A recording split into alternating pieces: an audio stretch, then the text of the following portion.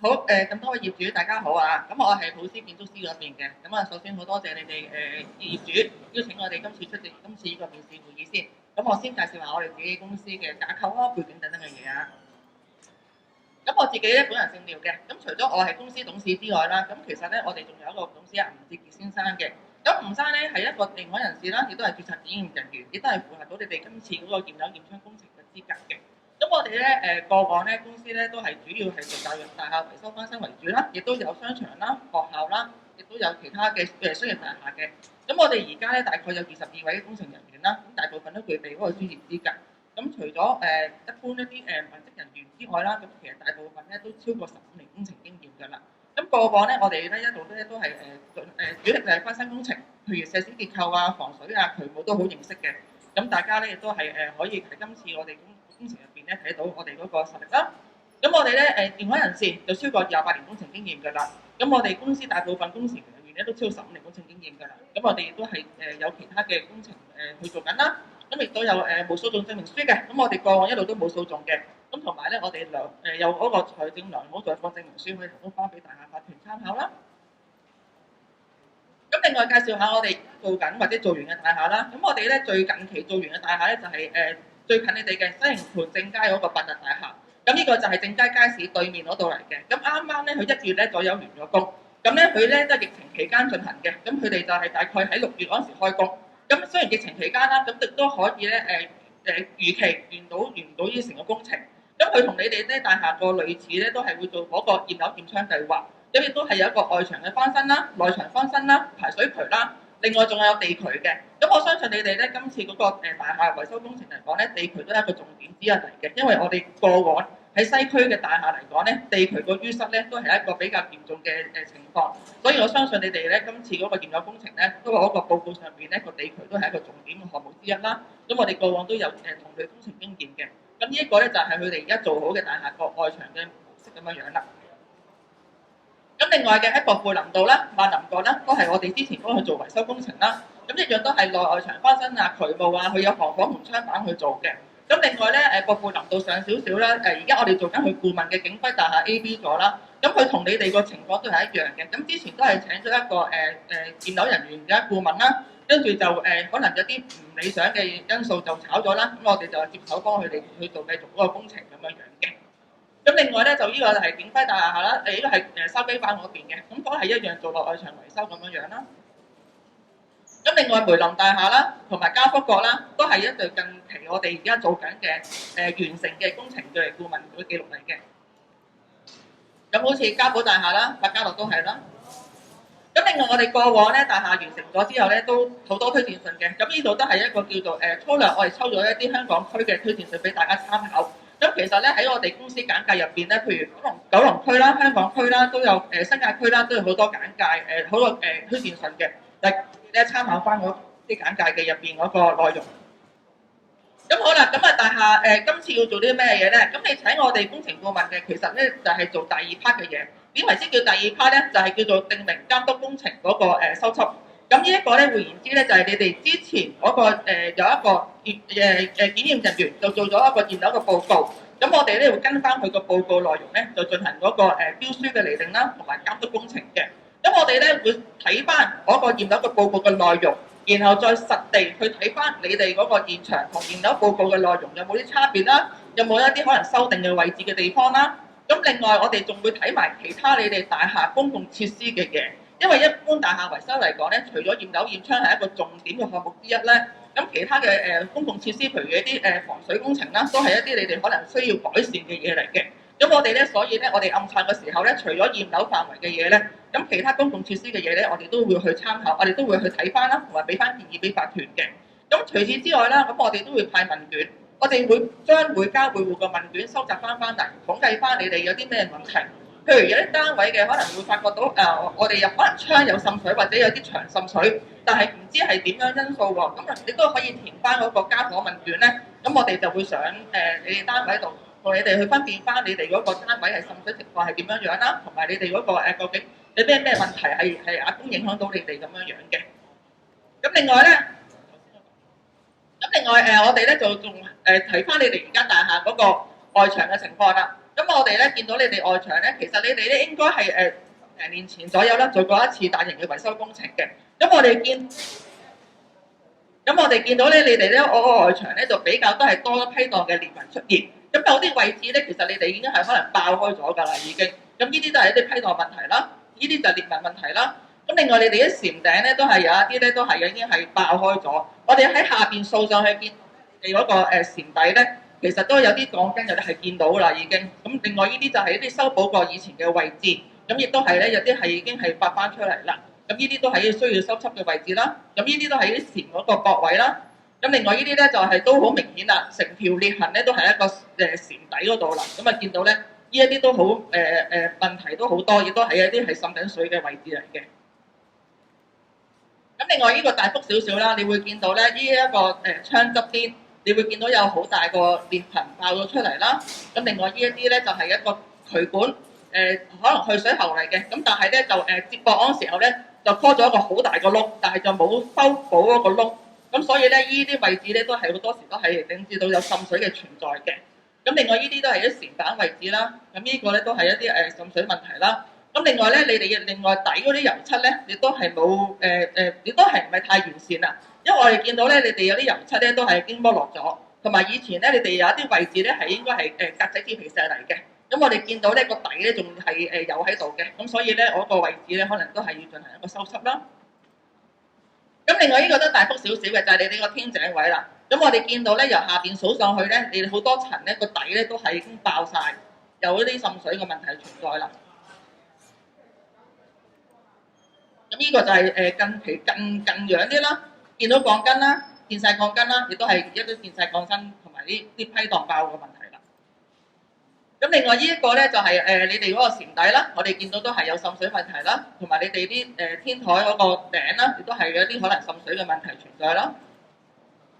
呢一個就係頭先所講嘅外牆嗰個油漆剝落啦，同埋呢啲紙皮石嘅見到嘅舊嘅隔痕啦。咁呢個係室內嘅，咁室內咧通常咧都係受到一個外牆嘅影響啦。咁你室內入邊咧見到你樓梯咧都係有一啲嘅石屎個問題嘅，咁亦都係見到有好多滲水嘅痕跡啦。咁呢個咧我哋咧全部都係會記錄翻晒喺我哋嘅暗冊嗰度啦，同埋我哋會核對翻個驗樓報告嘅位置有冇係準確咁樣樣啦。嗱，呢度都係啲窗底啦，你係見到都係會有啲滲水啦。咁另外咧就我知道你哋咧就暫時未有防火嗰個572命令嘅，咁所以咧防火門啦同埋封密板咧，你哋可能等到日後咧有命令嗰個時候咧，先至可能會去做，因為有消防嗰啲資助去攞嘅。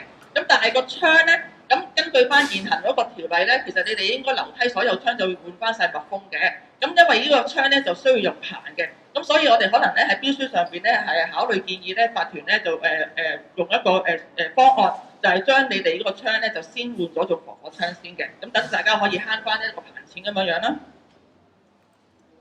咁另外咧就係呢啲渠喉管啦。咁我哋發覺咧，你哋咧嗱，其實你哋之前咧就做過換夾白膠渠嘅，咁但係仲係水痘式。咁咧好多單位咧，我哋見到咧都係有啲草生咗出嚟。咁啊草生咗出嚟咧，就係會影響到嗰個渠個排水個淤塞嘅。咁可能你哋有啲單位咧，發覺咧點解成日去水好慢？又或者會有臭氣咧，就係啲水痘式嘅渠管咧，就引致到出嚟嘅。咁咧今次咧維修工程咧，咁其實我見到你哋渠管咧，雖然都仲叫做係幾新淨，咁但係因為水痘式啦，嗰個接駁位有滲水啦，同埋你哋頭先見到嗰個單位咧，譬如話我駁喉位啊，即係入牆嗰個駁喉位駁到好大個窿嗰個咧，咁其實你哋其他單位都有嘅。咁所以咧呢一個問題咧都係要解決嘅。咁我哋通常咧就會分辨咗兩個方案先嘅。第一個方案咧就係先做一個叫檢查維修。咁我哋都會平衡翻咧你哋成個渠統嗰個 system， 究竟有幾多個 percent 係需要進行一個更換。如果更換有一個，如果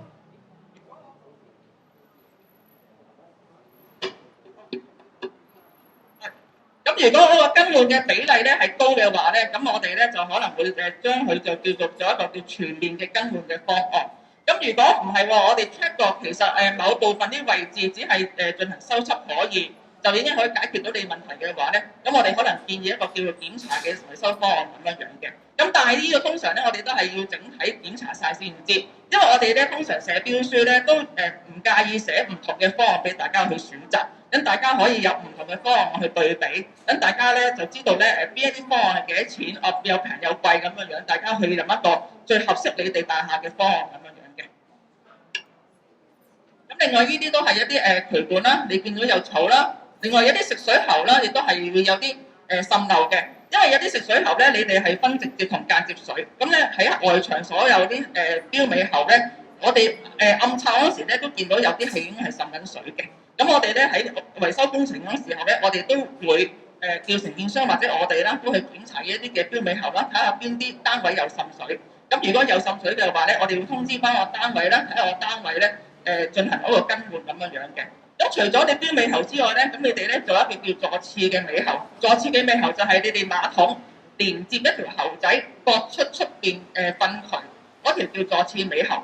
咁咧其實咧我哋驟眼睇到咧都好多隻鐵喉嚟嘅。咁好多滲水嘅原因咧，都好多時都係呢條鐵喉滲水。咁但係呢條鐵喉咧都係單位自己個人個別去處理嘅，因為有啲單位換咗，有啲單位未換。咁所以咧，我哋檢查嘅時候咧，我哋都會檢查埋呢條座廁嘅尾喉。咁等大廈知道邊啲單位未換，然後就好好利用今次嗰個棚架或者吊船咧進行一個更換咁樣樣嘅。呢啲就係頭先所講嘅食水喉啦，同埋有啲沖廁喉管啦。咁我哋咧雖然屋宇署個驗樓命令咧就係冇呢啲食水沖廁喉去檢驗嘅，咁但係頭先我都講啦，如果我哋做開呢個暗測嘅話咧，咁大廈所有公共設施我哋都會去做晒去檢查嘅。呢啲都係啲沙井嘅位置啦。咁我哋見到咧，你哋啲沙井咧有啲凹陷嘅情況嘅，咁可能咧你哋嗰個地渠咧都有少少要需要修整嘅問題啦。咁詳細我哋都係要睇翻嗰個驗樓報告先至清楚啦。咁呢啲就係一啲泵房嘅漏水問題啦。咁呢個就係天台範圍啦。咁我哋咧都會睇翻你哋天台咧嗰個滲漏水情況，然後就制定翻一個合適嘅你哋嗰個改善嘅方案咁樣樣咯。咁冷氣機去水喉大廈已經有嘅，咁我哋見到有好多膠喉甩咗。咁如果係譬如今次做維修做嗰個吊船又好棚架都好啦，咁我哋可能會建議翻一啲甩咗嘅膠喉就駁翻去啦。咁啊未必一定全部換晒嘅。咁我哋都會睇翻嗰個condition 究竟好唔好，然後先至再建議翻俾個法團同翻佢哋業主聽啦。好啦，咁暫定嚟講咧，如果根據翻我哋而家現場嘅視察嚟講咧，咁大廈其實一般嘅項目咧，大概都係有一般措施啦，即係保險啦、棚架啦、公共外牆石屎結構修葺工程啦，同埋翻新工程啦、公共內牆嘅石屎結構修葺工程啦，同埋適應翻新工程啦、檢查維修公共排水渠或者係更換排水渠工程啦、修葺嗰個改善地下渠啦、檢查維修公共冷氣機喉啦，或者更換公共冷氣機喉工程啦、檢查維修公共鐵器啦，即係樓梯扶手啊、水缸啊、爬梯嗰啲啦、檢查維修公共窗或者換窗啦。檢查維修公共防火門或者換門啦、防水啦、維修嗰個公共系統，即係食水系統啦，譬如嗰個食水喉啦，同埋嗰個沖廁喉啦。咁另外就係檢查公共消防設備啊，同埋啲簷篷修葺工程啊，同埋其他屬於大廈法團建議嘅美化工程或者改善工程等等嘅嘢啦。咁一般嚟講咧，我哋成個流程係點樣做咧？咁我哋頭先講啦，我哋做咗嗰個實地嗰個暗測。對翻你哋嗰驗樓報告，然後我哋會做一個報告翻俾翻法團聽。咁我哋睇到啲咩嘢啦，有啲咩建議啦。咁然後咧就會做一個叫標書嘅。咁標書方面咧，咁我哋都係詳細會講翻晒嗰個工程嘅項目嘅工序啦、範圍啦、方案啦、施工規格等等嘅嘢啦。咁然後我哋會同法團去傾所有嘅項目嘅內容，同埋我所有嘅嗰個估價。咁當然啦，你哋今次應該係參加都係市建嗰啲資助計劃嚟嘅。咁所以咧，我哋呢啲標書啊，都係會交翻俾市建去做一個叫審閱啦。咁跟住咧，我哋就會幫大廈進行一個叫做招標。咁招標方面，通常都係咧你哋參加招標妥㗎啦。咁所以咧，呢個咧就係交翻市建同你哋講啦。呢個我暫時唔講住啦。咁招完標之後啦，咁當然會做分析啦。咁我哋會將承建商嘅標價啦，嗰個公司簡介咧進行一個分析報告啦。平衡翻嗰個對比俾翻法團去做參考啦，咁亦都係召開業主大會啦，幫大家去揀選個承建商啦，咁亦都係進行一個工程嘅暗測工程嘅監督，跟住就去到完工，最緊要就係報到屋宇署嘅申報完成為止咁樣樣嘅。咁點樣咧去監督呢個工程咧？咁大廈維修工程咧最緊要都係一個監督嘅，其實因為大廈維修工程咧大家嘥咁多錢去做一個工程。咁當然希望可以解決到同埋改善到你哋而家嗰個目前嘅問題啦。咁啊，其實監督咧就係好緊要嘅。咁我哋公司就會有一個叫監督嘅小組。咁啊，小組成員咧可能會包一個嘅岸西嘅工程嘅監督人員啦。咁另外就係一個工程嘅經理啦。咁另外亦都係註冊檢驗人員咧，都會定期落嚟睇嘅。咁我哋可能亦都會多一個工程嘅監督嘅，因為以你哋嗰個大廈嘅範圍嚟講咧，如果你哋譬如日後用棚又好，用吊船都好咧，咁一個監督咧就可能未必足夠應付到你哋咁大個範圍，咁所以我哋可能會有兩個監督可以去幫大廈去睇呢個工程咁樣樣啦。咁我哋咧都係會有一個叫做工程嗰個進度報告啦。咁而家好興嘅 WhatsApp 群組，咁我哋可以咧每日咧同法團咧報告翻我哋睇到啲咩嘢啦。有啲咩要承建商即時改善嘅嘢啦，咁另外我哋都會有一啲叫做工程問卷俾翻大廈去業主去填嘅。之前填嗰啲嘅就係滲漏水，咁跟住填嗰啲嘅就係啲改善嘅工程嘅問卷啦。咁另外我哋都會定期進行工程嘅會議，咁報告翻我哋睇啲咩嘢啦。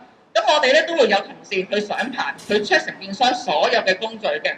咁我哋個個都好特殊地關注嗰個外牆，因為一般我哋咧都大部分大廈舊樓都係啦，嗰個外牆做得好，都係可以改善到你哋大廈大部分嘅問題嘅。咁因為咧一般嚟講咧滲水係好困擾業主，所以咧我哋都好關注呢個問題嘅。咁我哋特別咧會有同事咧就係上棚去check 承建商佢有冇啲 mark 漏嘅位置嘅嘢。咁譬如有啲位置承建商已經 mark 咗啦，咁原來係隔離嗰啲位置可能漏咗，或者 mark 個份冇咁大嘅時候咧。咁我哋顧問公司就會上棚去 double check 一次，睇下佢有冇一個遺漏嘅位置，然後加翻晒我哋檢查咗嘅位置，為之一個完整嘅外牆嘅暗測。咁除此之外咧，咁我哋咧都係關注幾樣嘢嘅，就嗰個打鑿嘅深度啦，睇下夠唔夠啦，佢鋼筋嗰個清潔咁夠唔夠啦，呢兩項嘢都好緊要嘅。究竟佢哋係咪會偷雞？唔會符合到好似屋宇署話穿過一隻手指嗰個要求啦。咁同埋嗰個油防鏽油嗰個厚度夠唔夠啦？咁另外培泥平唔平實？培泥之前嗰個防水係咪全部做好晒？即係嗰個滲水個位置係咪全部做好晒？咁然後我哋先會俾佢再進行下一步工序咁樣樣嘅。咁下一個工序咧就係一個油油啦。咁一般嚟講咧，我哋都係建議翻洗牆底油，然後兩層面油。咁跟住我哋會有一個彈性嘅破絲裂紋嘅。咁呢一個咧就係一彈性修補漿嚟嘅。就係將你哋細微嘅裂紋都全部覆蓋晒㗎啦，咁亦都係有效去阻水咁樣樣啦。咁日後我哋都有嗰個設計圖俾大家，無論大廈揀啲咩色都好咧，都會有一啲 mock up 俾大家去睇咁樣樣嘅。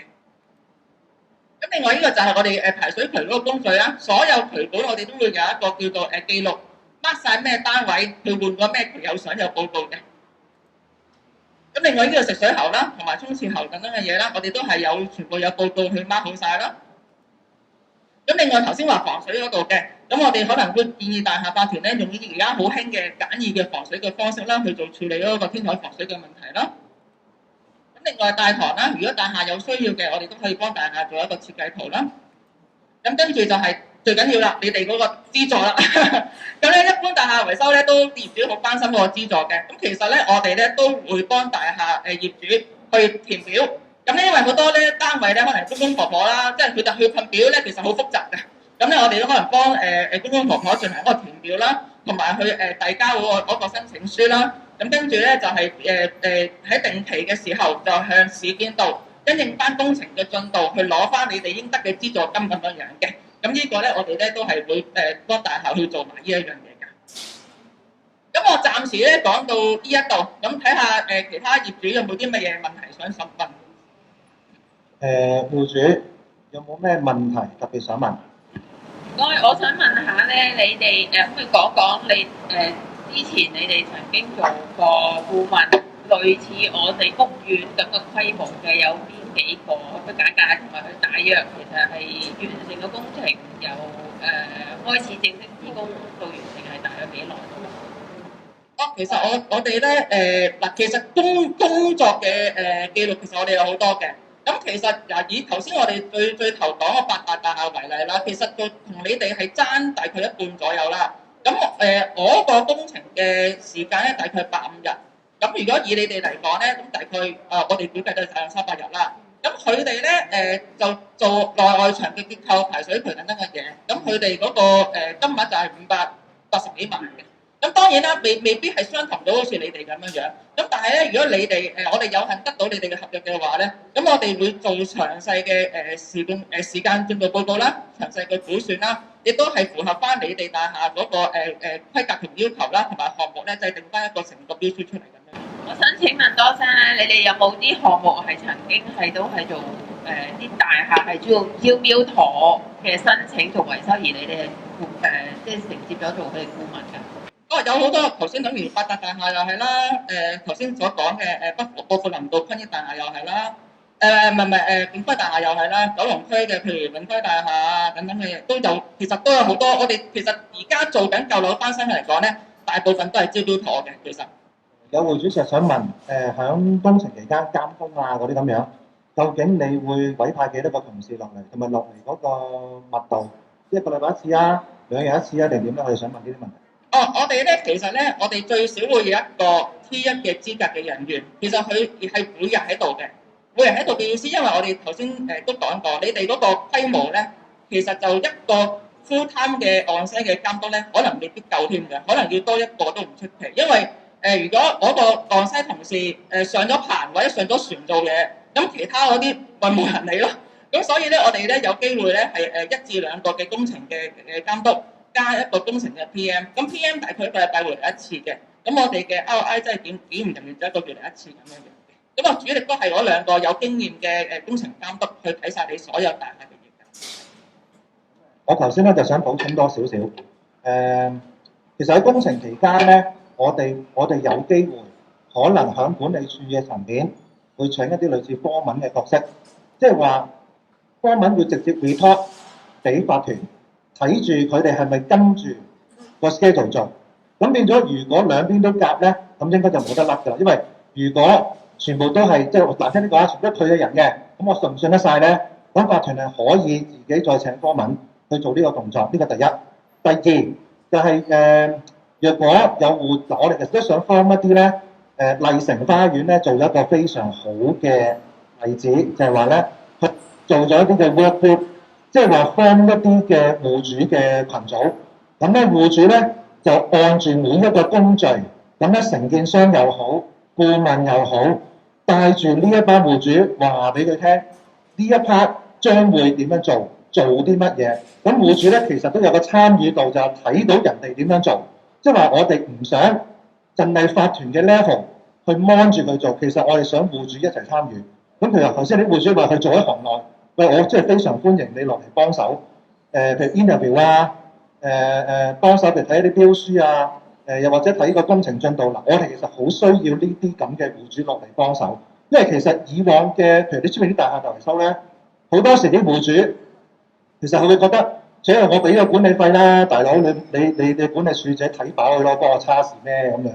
咁但係我哋覺得，既然大家拎得嚿錢出嚟去做維修，咁你即係同佢花少少時間睇下人哋做乜，咁你又咁緊張，咁不如大家一齊落嚟睇啦。咁其實法團都會出嚟睇嘅。咁如果有啲戶主有問題，係想會後法團幫手問翻嗰啲顧問，又或者再安排其他公司嚟 interview 嘅，麻煩你接觸阿咪，咁啊留低個聯絡電話，150幾套嘅 video，你可以揀嚟睇，揀邊間公司睇都冇問題。我哋總共見晒4套嗰啲標書咧，放晒喺我 office 嘅，隨時落嚟睇都冇問題。咁因為今次咧，你哋咧最理想嘅參加咗招標妥，招標妥就有市建嘅獨立顧問，即係第三者三方去獨立去為你哋呢一個大廈做估價嘅。日後我哋做完嗰個標書，我哋會同法團傾好晒所有項目範圍、內容、方案，然後我哋自己都會做一個估價。我哋嘅估價就係要俾市建去做審核嘅，就獨立顧問就係審核我哋嘅估價。咁如果翻出嚟個結果話爭好遠喎，話爭成倍喎，咁呢個當然係你哋有權去自己再考慮嘅原因啦。咁但係根據我哋自己過往經驗嚟講啦，當然估價有高有低。咁但係我哋過往經驗嚟講咧，我哋個估價咧大部分咧都係貼近市建嗰個價值嘅，所以大家唔使特別太擔心日後嗰個係咪好似以前咁啊？顧問話幾多錢，投標幾多錢就去揀啊？係咪冇得再去諗究竟係定唔係咁樣？咁有市建喺大家俾一個中立嘅意見咧，咁呢個都係一件非常好嘅事嚟嘅。其實咧，我哋都講過啊，喺之前啲 PowerPoint 咧，我哋都有講過，就話其實而家係揀顧問，揀邊個幫你做監工。嗱，好老實講，如果每一個顧問行出嚟同你講，我估定個價幾多錢做得個維修，你估圍唔圍標啦？就係咁簡單。第二樣嘢，嗱，頭先其實顧問咧解釋得好清楚。其實我呢一番説話，我亦都唔係第一次講嘅，就係法團去幫手去睇嗰個維修價咧，兩樣嘢，人工、物料。嗱，人工建造業議會每一年都會揼一次，佢嗰個每一年嘅人工個列表係幾多？譬如話棚竹幾多錢？木工幾多錢？電工幾多錢？中工幾多錢？計好晒㗎啦。咁你咪攞住呢個俾佢計咯。然後顧問咧，佢做估價嘅時候，其實就譬如估呢個項目，譬如話做外牆需要幾多工人，做幾多日，咁你乘翻呢個價錢，就已經知道個估價是什麼。然之後，基於個驗樓報告爛咗幾多 meter square 嘅牆，咁你就估算到用幾多包仔料去填到。咁呢個包仔料其實你行去附近嗰啲五金鋪問到㗎嘛，有冇估多你係知㗎嘛。如果連呢個動作都唔做，你就話永遠收到最平。好老實講啊，出去食碗雲吞麵，麥奀記80蚊碗，過對面新超記20幾蚊碗，你想食邊樣先？